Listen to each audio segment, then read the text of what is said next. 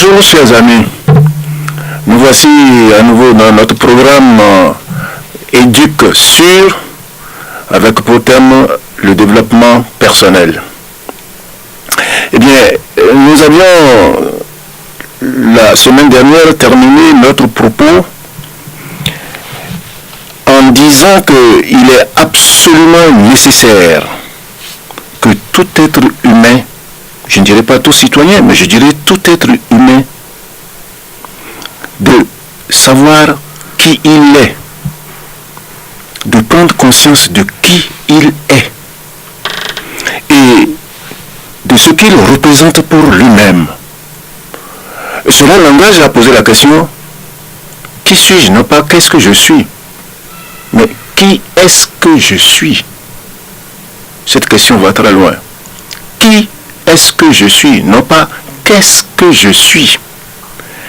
Et de pouvoir y répondre lui permettra de mesurer, d'apprécier son propre positionnement par rapport aux autres, parmi lesquels il doit vivre et avec lesquels il doit absolument aussi collaborer. Eh bien, la vie humaine est en effet une vie avec et parmi les autres. Il ne nous est pas donné de choisir nos parents ni nos voisins. Il s'impose donc à nous un devoir d'adaptation et d'harmonisation avec eux. Chacun a besoin de se connaître pour mieux s'aimer et aimer les autres.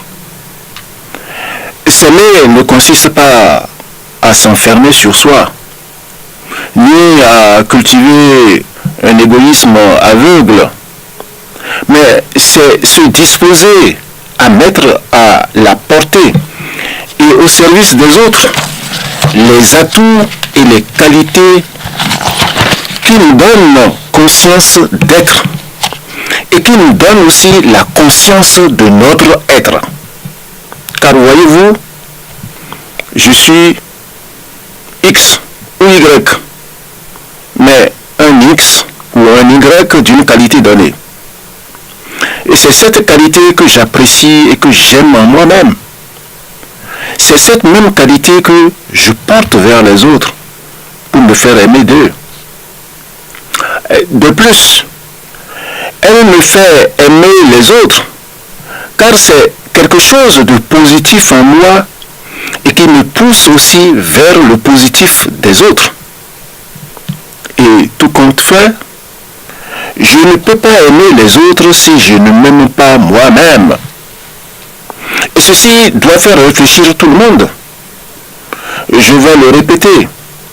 Celui qui ne s'aime pas lui-même ne peut pas aimer les autres.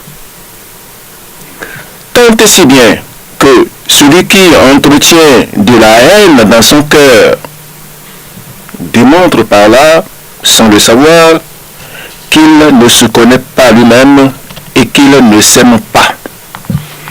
Par conséquent, il est incapable, ou il se rend incapable de connaître les autres, de les apprécier dans l'expression de leur qualité, et il ne peut pas les aimer non plus. En effet, autrui est un autre moi-même.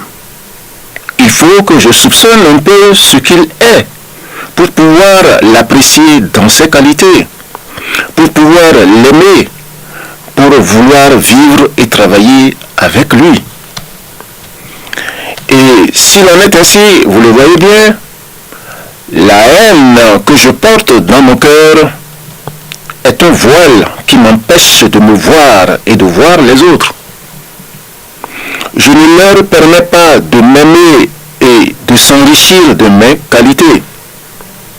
Et moi-même, j'ai besoin de les connaître, de les aimer pour m'enrichir de leurs qualités. En conclusion sommaire, provisoire, qu'est-ce que cela signifie par rapport à notre thème central, le développement personnel? Eh bien, cela signifie tout simplement que le développement personnel commence d'abord par la connaissance de soi-même et aussi par l'amour. Voilà, nous y reviendrons la prochaine fois. Je vous remercie pour votre aimable attention.